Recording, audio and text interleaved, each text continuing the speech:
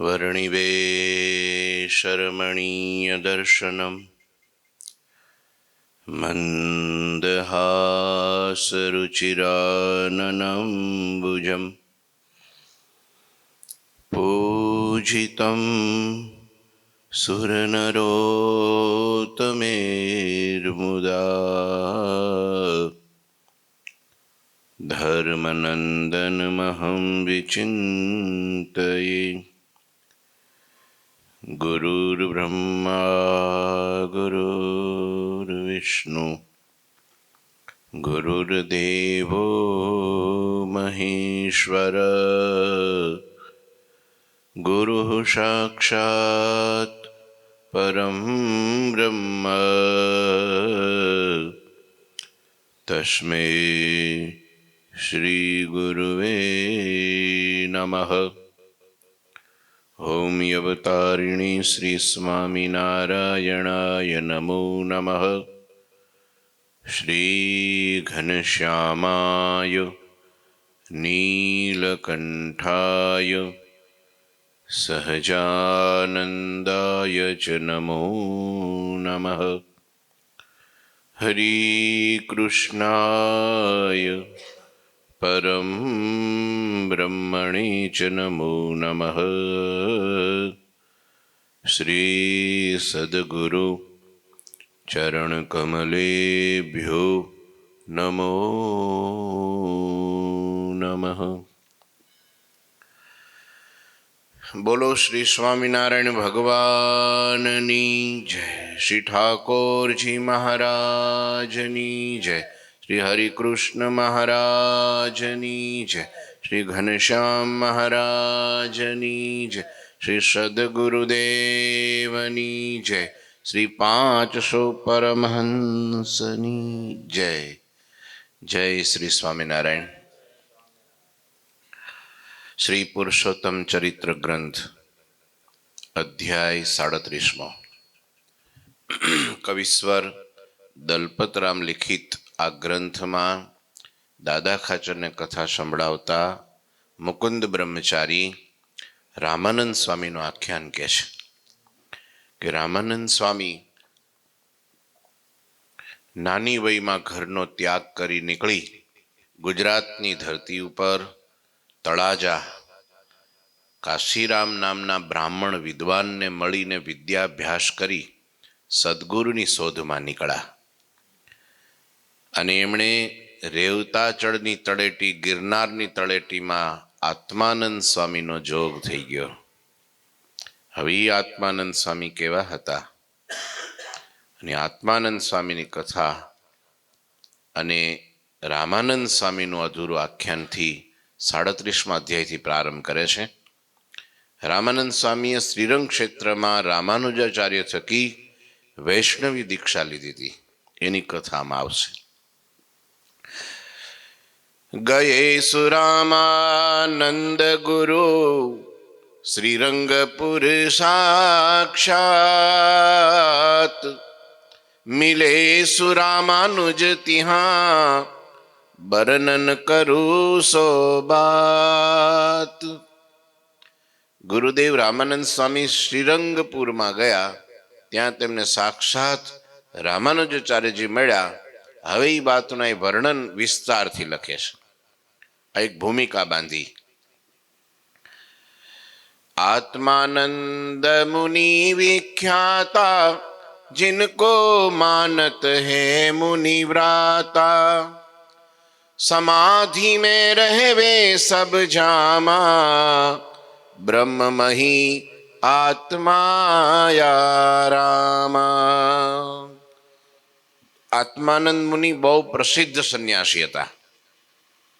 समग्र गुजरात में गुजरातनी बहार पण एनी विख्याति हती। बे प्रकारना महात्मा होय, एक सिद्ध होय अने एक प्रसिद्ध होय। घणीवार सिद्ध होय पण प्रसिद्ध ना होय अने घणीवार जगत में प्रसिद्ध बहु होय पण सिद्ध ना होय।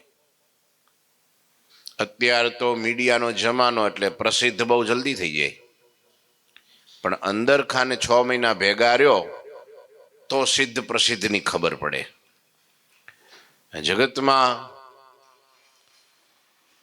આત્માનંદ સ્વામી સિદ્ધ પણ હતા અને પ્રસિદ્ધ પણ હતા. બહુ એના પરચાઓ શાસ્ત્રોમાં લખેલા છે. આત્માનંદ સ્વામી પાસે એક વિઠ્ઠલાનંદ વિઠ્ઠલ કરીને ભગત આવેલા.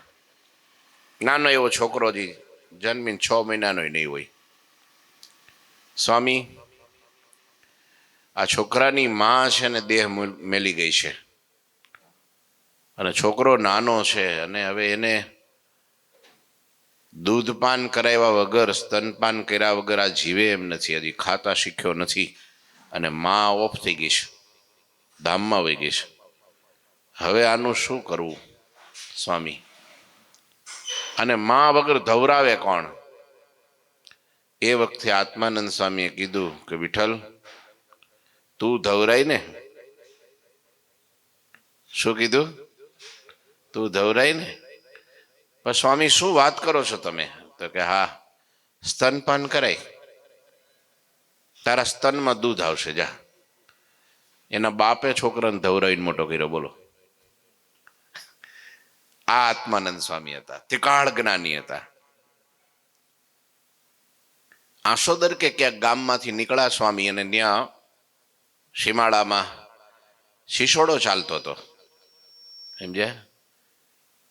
શેરડીનો મોટો કુંડમાં બધો પેલો ગોળ બને ને, એને શિશોડો કે ને, શિશોડો. હા હા, શિશોડો હાલતો હતો. ત્યાં ગયા સ્વામી મંડળ લઈને. તે ત્યાં પેલા જે ખેડૂત હતો ને એને કંઈક અપમાન કર્યું, શેરડીમાં ઉતારો કર્યો. શેરડીનો વાઢ હોય ને એમાં. હા બાવા ક્યાંથી ને આવ્યા? તો સ્વામી કઈ બોલ્યા નહીં, પણ પેલો શિશોડામાં પેલો રસનો કુંડ જ્યાં ઠલવાતો હતો ને એની અંદર જોયું ને તો રસનું બધું લોહી થઈ ગયું. પછી પેલાને ભાન થયું કે આ કોઈક મહાપુરુષ લાગે છે, મેં એનું અપમાન કર્યું ને વળી પાછળ દોડ્યા કે બાપજી પાછા વળો, કે અમારે ત્યાં ધામા નાખો. પછી તો ત્યાં જમાડ્યા અને રાખ્યા અને ગામમાં લઈ ગયા અને હારો સત્સંગ થયો. આત્માનંદ સ્વામી બહુ પ્રતાપી હતા, ત્રિકાળ જ્ઞાની હતા અને સ્વૈચ્છિક શું કે એને ઈચ્છા મૃત્યુ વાળા હતા. હા, વિભૂતિ પુરુષ હતા. એક ભગવાનનો અવતાર જ જોઈ લ્યો તમે.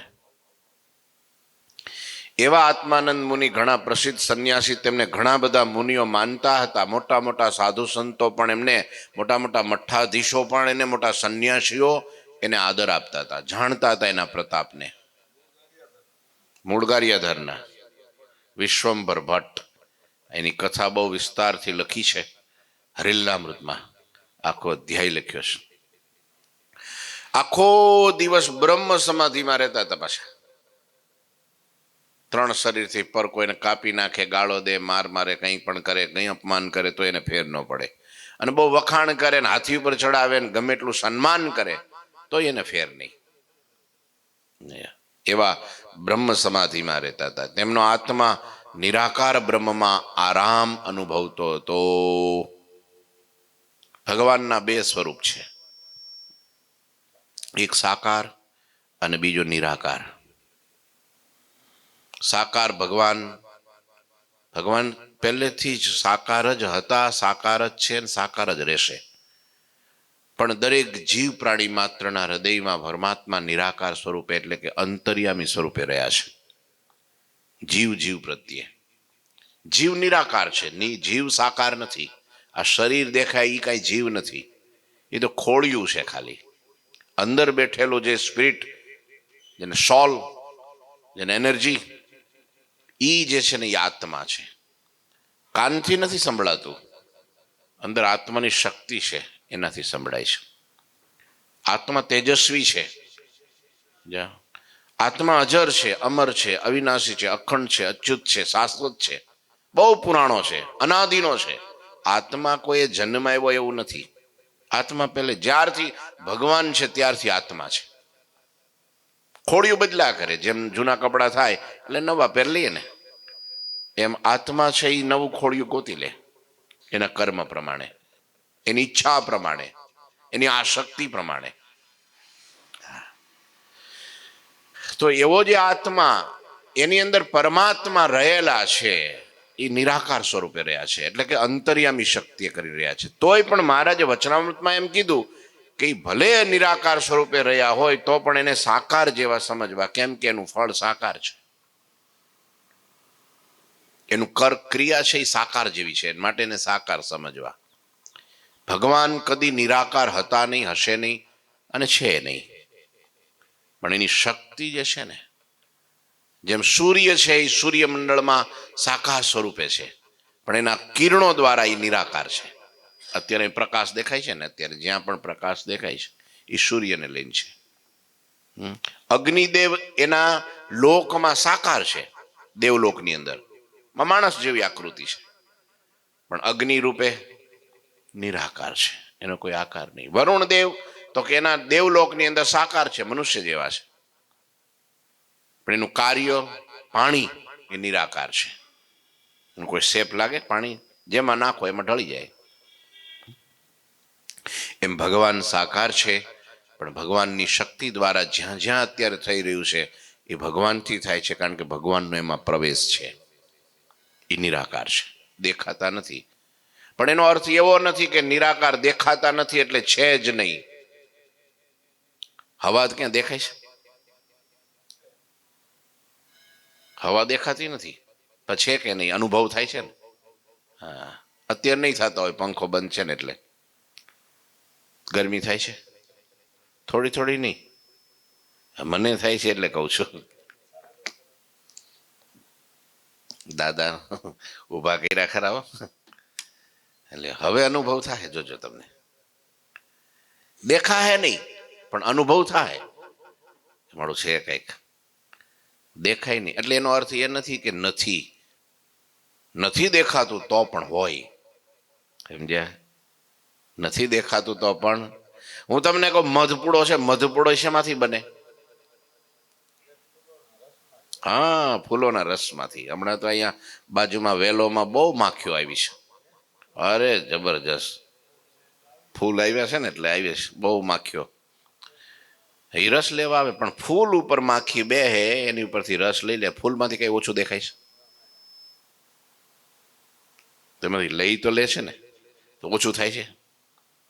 એમ ભગવાનને આપણે થાળ ધરીએ છીએ ને, તો ભગવાન જમે છે હો, ખાલી દેખાવનો કે ભગવાનને લાગે કે મૂકો એમ નથી. એમાંથી તમારો અંદરનો પ્રેમ રસ લઈ લે છે, તમારો ભાવ ભક્તિ ભાવ લઈ લે છે. હા, એ એક ધરાવવાનું પ્રતીક છે, પણ ભગવાન જમે છે એ પાકું છે, સમજ્યા? ભલે દેખાતું નથી પણ જમે છે, સમજ્યા? અનુભવાય છે. એમ આત્માની અંદર પરમાત્મા રહેલા છે. કેમ કે આપણે હાલી શકીએ છીએ, ચાલી શકીએ છીએ, બોલી શકીએ છીએ, સાંભળી શકીએ છીએ, જોઈ શકીએ છીએ.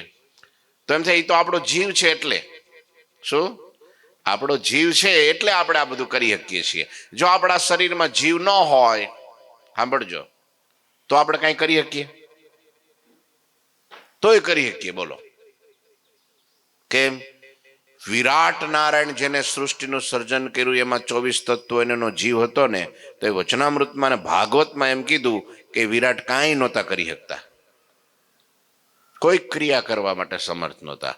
પણ એ વિરાટની અંદર 24 તત્વો, પૃથ્વી જળ તેજ વાયુ આકાશ, 10 ઇન્દ્રિયો અને 4 અંતઃકરણ, પંચભૂત બધું હતું, પણ એમાં એનો આત્મા આવ્યો તોય પણ એ કાંઈ ન કરી શકે.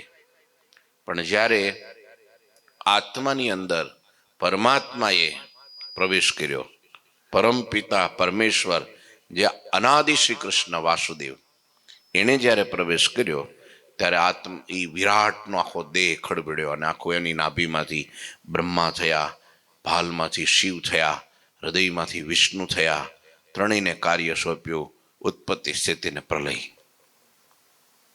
આપણી પુરાણોની આ કથા છે, ઇતિહાસોની આખી ધર્મગ્રંથોની કથા છે. લ્યો, તો જો વિરાટ જેવા વિરાટમાં જો ભગવાનનો પ્રવેશ ન હોય તો એ કાંઈ ન કરીએ કે, તો હું તમે કયા વાળીના મૂળા ભાઈ? પછી એમ કે ના ના, એ તો મારી જીવ અંદર છે ને એટલે હું બધું કરું છું. જીવથી કાંઈ ન થાય. જીવની અંદર જો જગદીશ ન હોય તો, અને એ જગદીશ પરમાત્મા અંતર્યામી શક્તિએ કરીને રહ્યા છે, ત્યારે આપણે બધું જ કરી શકીએ છીએ. વહેલા જાગીને મંદિરે આવી શકીએ છીએ, કામકાજ કરી શકીએ છીએ, ખાઈ શકીએ, ખાધા પછી પચાવી શકીએ છીએ. બધું જ પરમાત્મા કરે છે. પણ એ ભગવાન નિરાકાર છે અને એવા નિરાકારની અંદર શ્રદ્ધા આત્માનંદ સ્વામી નથી, સાકારમાં નહોતી. સમજ્યા તમે? હા, શાસ્ત્રોમાં પણ નિરાકાર સ્વરૂપનું પણ વર્ણન લખ્યું છે, સાકાર સ્વરૂપનું પણ વર્ણન લખ્યું છે. પણ ભગવાનને નિરાકાર એટલા માટે કીધા છે કે જે અત્યારે જગતમાં માયામાંથી ઉત્પન્ન થયેલા જે વિનાશકારી જે આકાર છે, જેનો નાશ થઈ જાય છે, સમજ્યા? એવો જે આકાર ભગવાનનો નથી, એટલે નિરાકાર. શા માટે નિરાકાર? કે માઇક જે આકાર છે, આ શરીર છે, પેલા નાનું હતું, પછી મોટું થયું, પછી વૃદ્ધ થયું, પછી મરી ગયું, પછી બળી ગયું, પછી રાખ થઈ ગઈ, ઉડી ગઈ. ઈ આકાર ભગવાનનો નથી. લ્યો, નાશ પામી જાય એવો આકાર ભગવાનનો નથી. એટલે ભગવાન કેવા છે? નિરાકાર. સદા દિવ્ય સાકાર ભગવાનનું સ્વરૂપ છે. હા, જેનો ક્યારેય નાશ ન થાય. તો ભગવાન તો વૃદ્ધ નથી થતા, ને બાળક નથી થતા, ને ભગવાન પ્રૌઢ નથી થતા, ને કઈ નથી થતા. ભગવાન તો જેવા છે એવા 16 વર્ષના છે. રૂપ રૂપના અંબાર, તેજોમય સ્વરૂપ. આપણે લાડુઓ ખાઈએ, આપણને ભાવતો હોય લાડુઓ ખાઈએ, એટલે આપણને ખાલી લાડવાનો ટેસ્ટ જ આવે. એ કોને મજા આવે? જીભને જ મજા આવે. કાનને, આંખને, હાથને, પગને કોઈને ન મજા આવે, ખાલી જીભને મજા આવે. પણ ભગવાનની એવી ખૂબી છે કે ખાલી તમે દર્શન કરો ને તો એ આંખને મજા આવે, નાકને મજા આવે, જીભને મજા આવે, કાનને મજા આવે, ત્વચાને મજા આવે, હાથ પગને બધાને મજા આવે. આ ભગવાનના સુખ. એક ઇન્દ્રિયને દ્વારા લીધેલું સુખ. ખાલી તમે સ્પર્શ કરો ને તો તમને આખે 24 ઇન્દ્રિયો, અંતઃકરણ, જે કઈ આખું શરીર અને અંદર બેઠેલું મન, અંદર બેઠેલો આત્મા, બધાને અનુભવ થાય. એવી દિવ્યતા ભગવાનમાં છે. બધી ઇન્દ્રિયનું સુખ એક સાથે મળે. આવા ભગવાન સુખકારી છે, એ સાકાર છે. પણ આત્માનંદ સ્વામીને નિરાકારમાં સ્થિતિ હતી. નિરાકાર છે ને, નિરાકાર ભગવાનને ભજે છે ને, એ બ્રહ્મમાં લીન થઈ જાય છે, તેજમાં લીન થઈ જાય છે. હા, એને જન્મ મૃત્યુ હોતા નથી. જે ભગવાનને નિરાકાર સમજે છે એને જન્મ ને મૃત્યુ નથી હોતા, પણ એ ભગવાનના તેજમાં લીન થઈ જાય છે. એટલે ઘણી વાર તમે જો મોટા મોટા મહાત્માઓ જ્યારે દેહ છોડે ને એટલે લખે હું? બ્રહ્મલીન. શું લખે? બ્રહ્મલીન. કારણ કે એની પહેલેથી સમજણ નિરાકારની હોય છે, એટલે એ બ્રહ્મલીન થાય. મૂર્તિમાં લીન ન થાય. શેમાં લીન થાય? બ્રહ્મલીન. ભગવાનના નિરાકાર જે ભગવાનનું ધામ છે, પછી એમાં એને સુખય નહીં, દુઃખય નહીં. સમજ્યા? દુઃખય નહીં, જન્મ મૃત્યુની પીડા નહીં, ભટકણ નહીં, પણ એમાં એમને પૈડા હોય. એમને આત્મા સુખે સુખ્યા રહેતા છે, પણ પરમાત્માના સુખે સુખ્યા ન રહી શકે, કારણ કે એની સમજણ નિરાકાર છે. નિરાકાર છે. અને સાકાર વાળો હોય ને, સાકાર વાળોને ભગવાનની પ્રાપ્તિ થાય. ભગવાનની સાથે રમી શકે, જમી શકે, બોલી શકે, ભેટી શકે, સૂઈ શકે, ભગવાનને નિરખી શકે, ભગવાનનો સ્પર્શ કરી શકે, ભગવાનની સેવા કરી શકે, ભગવાનને લાડ લડાવી શકે. મોજ મોજ મોજ. જેવું ભગવાનને પોતાની મૂર્તિનું સુખ આવે છે, એવું જ સાકાર વાળાને ભગવાનનું મૂર્તિનું સુખ એ આત્માને આવે છે, એ ભગવાનના ધામમાં. અને ભગવાનના પ્રતાપે આત્મા નિરાકાર છે, પણ એ ભગવાનના પ્રતાપે કરીને આત્મા પણ સાકાર થઈ જાય. બોલો, ભગવાનના ધામમાં જાય ત્યારે એ જ આત્મા સાકાર થઈ જાય. લ્યો, ભગવાન જેવો જ ભગવાનનું જે સાલોક્ય, સારૂપ્ય, સામીપ્ય અને સાષ્ટી, આ 4 પ્રકારની મુક્તિને પામે. ભગવાન જેવું રૂપ, ભગવાનના લોકમાં રહેવું, ભગવાનની સમીપમાં રહેવું. લ્યો, ભગવાનના ઐશ્વર્યને પામી જાય. જેવું ભગવાનનો પ્રતાપ એવો જ મુક્તનો પ્રતાપ. અક્ષરધામમાં ભગવાનનું સ્વરૂપ અને ભગવાનના મુક્તોના સ્વરૂપને કોઈ જુદા નથી પાડી શકતા. છે જુદા, પાડી નથી શકતા. કેમ? ભગવાનનો પ્રતાપ એવો છે કે ભગવાન સર્વસ્વ એમને આપી દેશે. ભગવાનને લઈને બધા ભગવાન જેવા થઈ જાય છે. આ સાકાર સ્વરૂપની ઉપાસનાનું ફળ છે. એટલે આપણે તો કઈ ઉપાસના કરવી? સાકાર જ.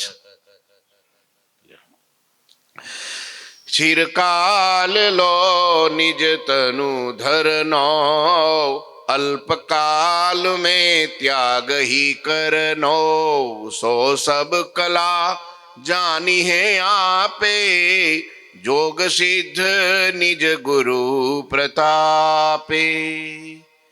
એ આત્માનંદ સ્વામી તેમના યોગ સિદ્ધ ગુરુના પ્રતાપે ઘણા કાળ સુધી શરીર ધારીને રાખવું અથવા અલ્પ સમયમાં શરીરનો ત્યાગ કરવો એવી ઘણી બધી યોગ કળા જાણતા હતા. એના ગુરુ કોણ હતા?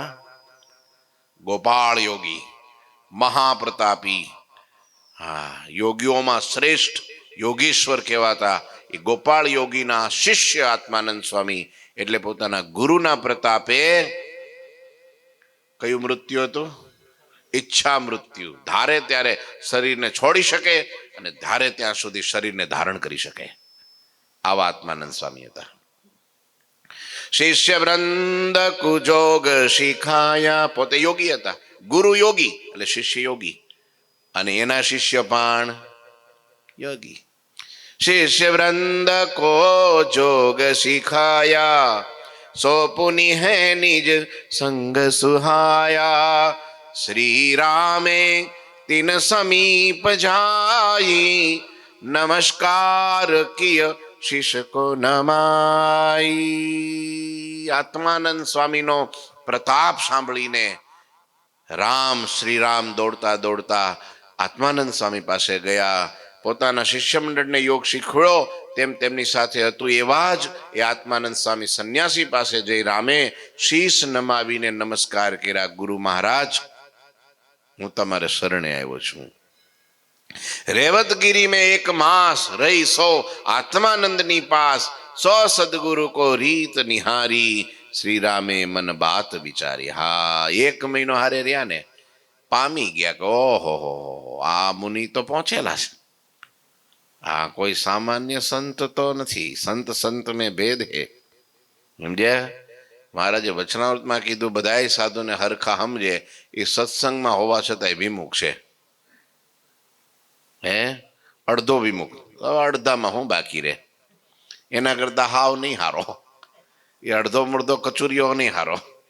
સમજ્યા? એના કરતા કાં હાવ આ બાજુ હોય ને કાં હાવ આ બાજુ હોય તો ઈ હારું. કાદ વચ્ચે હું એકેય મેળનો ન રે. પેલું લાકડું ધૂંધવાયેલું હોય ને હળગતું ન હોય અને ઠરેલું ન હોય. એ શું કરે? આંખો બાળે. હા, એમ છે. हाँ, यह सदगुरु को कृष्ण को दर्शन मूर्ति मान में जानतु होत है यो धीरो हनुमान. રામ ગિરનાર પર્વતની તળેટીમાં આત્માનંદ સ્વામી પાસે 1 મહિનો રહ્યા અને સદગુરુની અલૌકિક રીત જોઈને રામે મનમાં વિચાર કર્યો કે આ સદગુરુને મૂર્તિમાન શ્રી કૃષ્ણના દર્શન થાય છે. લ્યો, શિષ્યને અનુભવ થઈ ગયો. ગુરુ નજી થતો નતો થતો એ ખબર નથી, પણ શિષ્યને થઈ ગયું. મુમુક્ષુતા હોય, આના મુમુક્ષુતા કે એમાં એને દર્શન થઈ જ જાય કે હાલ તો ચાલતો આ ભગવાનનું સ્વરૂપ છે. આ ભગવાનનું સ્વરૂપ છે. એ ગોતી લે. સાચી શ્રદ્ધા હોય ને એટલે ગમે ત્યાં ભેટો કરાવી દે. પણ શ્રદ્ધા જો પહેલેથી ખોટી હોય અને બધામાં ટેસ્ટિંગ કરવા જાય તો આનું ટેસ્ટિંગ થઈ જાય. હા, હોય અમુક એની લિમિટેશન હોય ટેસ્ટિંગ કરવાની. બાકી જિંદગી નકરી કસોટી જ કર્યા કરે. હવે હું તો એને જોયા વગર, તપાસ્યા વગર, એની પરીક્ષા લીધા વગર મસ્તકનો નમો. હા ભાઈ, 6 મહિના બરાબર છે બધીને. વચનામૃતમાં મહારાજે લિમિટેશન આપ્યું 6 મહિના સુધી જોવું કે આને ગુરુ કરવા જેવા છે કે નહીં. પછી આખી જિંદગી ટેસ્ટિંગ કરે તો આનું ખતમ થઈ જાય પૂરું. ખબર પડી. હવે તો 6 મહિના ક્યાં રહ્યા, 6 દિવસ ભેગા રહ્યો તોય ખબર પડી જાય કે આ કેવા છે. હા, અત્યારે તો માહોલ એવો છે. જૂના જમાનામાં ખબર નથી પડતી. લ્યો, આને તો 1 મહિનો રહ્યા અને ખબર પડી ગઈ કે આ બહુ મહાન ભગવાનની સાથે સાક્ષાત્કાર પામેલા સંત છે. અને પછી રામને અનુમાન થયું અને ત્યાર પછી તરત શ્રી રામે હાથ જોડી અને ગુરુને પ્રાર્થના કરી, હે ગુરુદેવ, તમે મને શ્રી કૃષ્ણના દર્શન કરાવો, કારણ કે અમે ઘરનો ત્યાગ કર્યો છે, બીજું કોઈ કારણ નથી, પ્રત્યક્ષ ભગવાનના દર્શન કરવા છે. કેવા ભગવાનના? પ્રત્યક્ષ. પછી એમ ન કહેતા કે હવે આમાંય ભગવાન છે ને આમાંય ભગવાન છે ને ઉપરે ભગવાન નીચે ભગવાન બધે ભગવાન. એમ જ્યારે પેલા ઉદ્ધવજીને મોકલા શ્રી કૃષ્ણએ કે જાઓ મારા વિયોગમાં ગોપીઓ બહુ રડે છે, એને મારા સ્વરૂપનું જ્ઞાન આપો, જાઓ. શું કીધું? જાઓ એમને સમજાવો, રડે નહીં, હું બધે જ છું, જાઓ કયો. ઉદ્ધવજી આવ્યા, ગોપીઓને બધી ભેગી કરી અને બેહી ગયા ગાદી નાખીને, વ્યાસપીઠ નાખીને, હાલો ચાલુ કરી દીધું જ્ઞાન. ભગવાન તો બધે જ છે, કણકણમાં છે, અણુમાં છે, પરમાણુમાં છે, તમારામાં છે, મારામાં છે, બસ હવે અનુભવ કરો કે. ગોપીઓ દાંત કાઢવા માંડી, એ ક્યાંથી આવ્યો તું, હું તારું જ્ઞાન? હે ઉદ્ધવ, મન ન ભયો 10 વેશ, 100 ગયો કૃષ્ણ કે પીછે. જ્ઞાન હમુનું ગોપીઓ માંડી ઉપદેશ દેવા, નીચે બેઠી બેઠી. આ ઉપર બેઠા સાંભળે, અને પેલી નીચે બેઠી. આ તો દાખલો આપું છું, એવું કઈ લખ્યું નથી, જોજો પાછા, નહીં ત્યારે કે એવું ક્યાં ભાગવતમાં લખ્યું છે. પણ વાત સાચી, જ્ઞાતા જ્ઞાન દેવા અને જ્ઞાન લઈને આવ્યા કે ઓહો, આ તો શ્રી કૃષ્ણને પ્રત્યક્ષ પ્રમાણ અનુભવે છે, અને હું તો બોલો અહીં બેઠી પડે ને કૃષ્ણને સાક્ષાત્કાર પામેલી છે, અને હું ન્યા ભેગો છું તો સાક્ષાત્કાર નથી. બોલો, ઘણી વાર એવું હોય, બાથમાં ગલીને વાઘા પહેરાવતા હોય તો ભગવાનથી લાખો ગાવ છેટા હોય, અને વનમાં બેઠો હોય ને, પેલા સચ્ચિદાનંદ સ્વામી હતા ને, સચ્ચિદાનંદ સ્વામી ખેતીવાડીનું કામ લક્ષ્મીવાડીમાં ગઢપુરમાં સંભાળે, તે બ્રહ્મચારી મહારાજ ગયા, એ ખેડૂ, હું કીધું? સંત હાવ કે સાધુ છે, ખેડૂ થઈ ગયા ક્યાં? હા વિપુલ ભગત, હું કીધું ખબર? આખો દી ખેતી ને ખેતી ખેતી કે દર્શન કરવાનો ટાઈમ છે કે નહીં? ગોપીનાથને દર્શન તો કરવા આવવું જોઈએ કે નહીં દિવસમાં એકવાર? નકરું ખેતી ખેતી, ઊંધે કાંધ પીડ્યા છો, સાધુ છો તમે, આમ પાછી વૃત્તિ વાળીને થોડુંક આમ ભગવાનના દર્શન થાય એટલું તો આવો. તે સચ્ચિદાનંદ સ્વામી શું કીધું ખબર? એ બ્રહ્મચારી, પેલો ગોપીનાથને ઊંધું પેન્ટ પહેરાયું છે, સુરવાળ ઊંધો પહેરાયો છે, એને થોડો ચત્તો કરીને પહેરાવો, જાઓ, પછી મને જ્ઞાન દેજો. તે ત્યાં જઈને જોયું તો હાજર ઊંધો પહેરાવેલો. બોલો, આને ક્યાંથી ખબર કે બસ ભલું કરે ભગવાન, આ બધું મારે જેને જે કાર્ય હોય પોઈ કરે, પણ મન ભગવાનમાં લાગેલું હોય, જો ભગવાનને પ્રગટ પ્રમાણ માનતા હોય, સાક્ષી રૂપે માનતા હોય, તો ગમે ત્યાં 7 સમંદર પાર વયા જાઓ તો ભગવાન તમારી ભેળા હોય. બાકી ભગવાનની અરે 24 કલાક રહેતા હોય તો ભગવાનથી લાખો ગાવ છેટા હોય, એ પણ પાકું જ છે. સચ્ચિદાનંદ સ્વામી ખેતી કરતા હતા, હળ હાંકતા હતા, રચકો વાટતા હતા, પાણી પાતા હતા, ખોદતા હતા, તો અખંડ ભગવાન એની ભેળા હતા. લ્યો, આમ છે તારે કોણ પહોંચેલા છે અને કોણ છેટા છે, એ તો પછી મુમુક્ષુ હોય ને ખબર પડી જાય. હરિદર્શન કો સાધન જેહી, કહ મોહી કરુણા કરી તેહી, તબ બોલે ગુરુ આત્માનંદા, કરહુ જોગ સાધન સુખ કંદા, કરહુ જોગ સાધન સુખ કંદા. કે ગુરુ મહારાજ તમને સાક્ષાત્કાર છે ભગવાનનો, તે ભગવાનના દર્શન કરવા માટેના જે કોઈ સાધન હોય તે મને કરુણા કરીને કહો. આનું નામ કહેવાય મુમુક્ષુ, આનું નામ કહેવાય ભક્ત સંત. નહીતર આપણા જેવા માગી લેતો કે ગુરુ મહારાજ તમને સાક્ષાત ભગવાન દેખાય છે, હા, તો એ ભગવાન મને દેખાડી દો ને. તમને દેખાય જ છે, પણ આને શું કીધું? મારે મફતના ભગવાન નથી લેવા. જ્યારે પ્રતાપસિંહ રાજા, ગુજરાતનો રાજા, તીર્થોમાં ફરતો ફરતો અને એ જગન્નાથપુરીમાં તીર્થ ચક્ર, કયું ચક્ર હે, ચક્ર તીર્થની અંદર ગયા, સરોવરને, ઇન્દ્રદ્યુમ્ન સરોવરને કાંઠે યોગી મહામુનિ સુવ્રત મુનિ બેઠા હતા. ન્યા જઈને મસ્તક નમાયું, હાથ જોડ્યા અને દર્શન કર્યા, હૃદયમાં શાંતિ થઈ ગઈ. અને પછી જ્યારે એને 5 વખત ભગવાનના દર્શનનું નિયમ આપ્યું અને આજ્ઞા પાળી, અને ત્યારે એને એમ થયું કે ઓહો હો, આ સંત તો ભગવાનને પામેલા છે, આની પૂજામાં સાક્ષાત ભગવાન આવે છે, એનો અનુભવ થઈ ગયો. પણ એ પ્રતાપસિંહ રાજાએ એમ ન કીધું કે હે મુનિ, તમને જે ભગવાન દેખાય છે એ ભગવાન મને પણ દેખાવા લાગે એવું કરો ને. એમ ન કીધું. શું કીધું ખબર? હાથ જોડીને, હે મુનિ, તમને જે ભગવાનના દર્શન થાય છે, હું શું એવું સાધન કરું કે મને એ ભગવાનના દર્શન થાય? આટલો ફેર. નહીતર કે હવે તમને મળ્યા છે તો મને દઈ દો ને, મફતમાં મજાનું ઉઘેડે ધજા, સાધન બદન કઈ કરવા જ નહીં, તપ કરવાની જરૂર નહીં, કઈ જ્ઞાન લેવાની જરૂર નહીં, કઈ જપ કરવાની જરૂર નહીં, કોઈ પ્રકારની મહેનત કરવાની નહીં. મહેનત નહીં કરવાની, તૈયાર માથે બેસી જવાનું. લ્યો, આ આળસુ કહેવાય, પ્રમાદી કહેવાય. જ્યારે અહીંયા શ્રી રામે પણ એમ કીધું કે આત્માનંદ સ્વામી, હું એવું શું સાધન કરું, કેવો યોગ સિદ્ધ કરું જેના કારણે તમને જે પ્રત્યક્ષ ભગવાન છે એ જ મને પ્રત્યક્ષ થઈ જાય? ભૂખ કેટલી છે જોઈ તમે.